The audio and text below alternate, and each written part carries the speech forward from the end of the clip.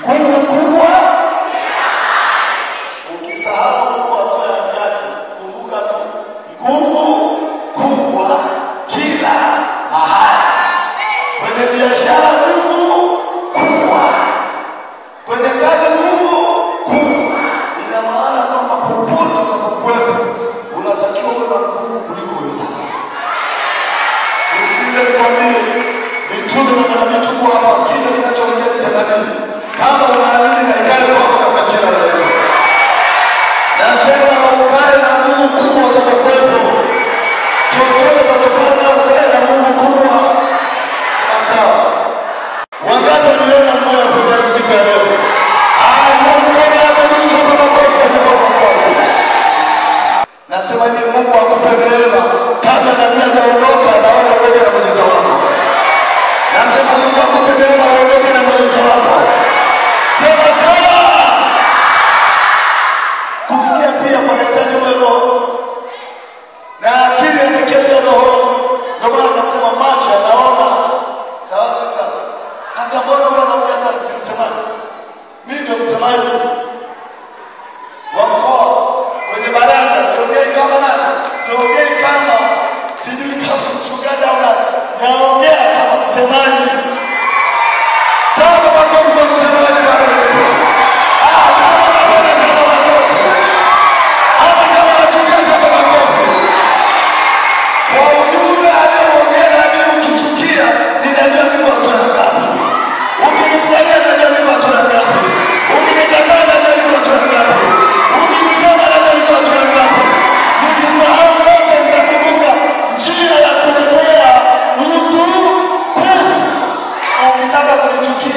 Nichukie na uongeze.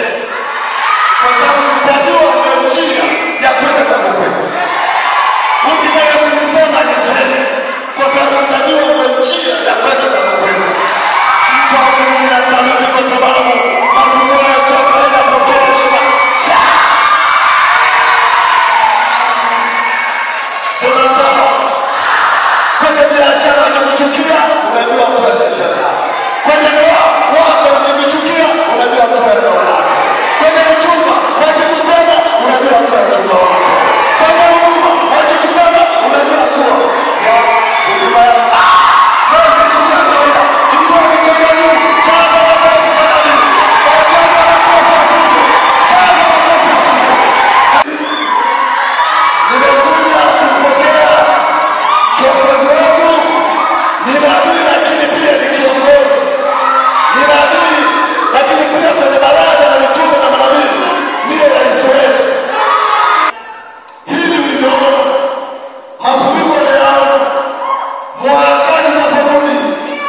Sijui itakuwaje. Tunaomba kibali ili kwamba ikiwezekana tuhamishe hapa tukafanya na hukumu na maonyesho, kwa sababu kirudi utakuwa mtakatifu. Utakuwa mtakatifu. Mungu awabariki sana. Nitakosa tena haki.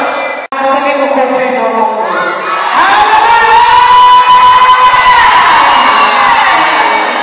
Nachukua nafasi hii kumshukuru Mheshimiwa Rais wetu wa Baraza la Mitume na Manabii pamoja na viongozi wetu wote wa kanda, wa mkoa, wa wilaya na wote kabisa, itifaki ikiwa imezingatiwa. Nawapenda sana na ninaomba kusema kwa rais wetu kwamba katika mikoa yote ya Tanzania Geita ndio tunaompenda kabisa.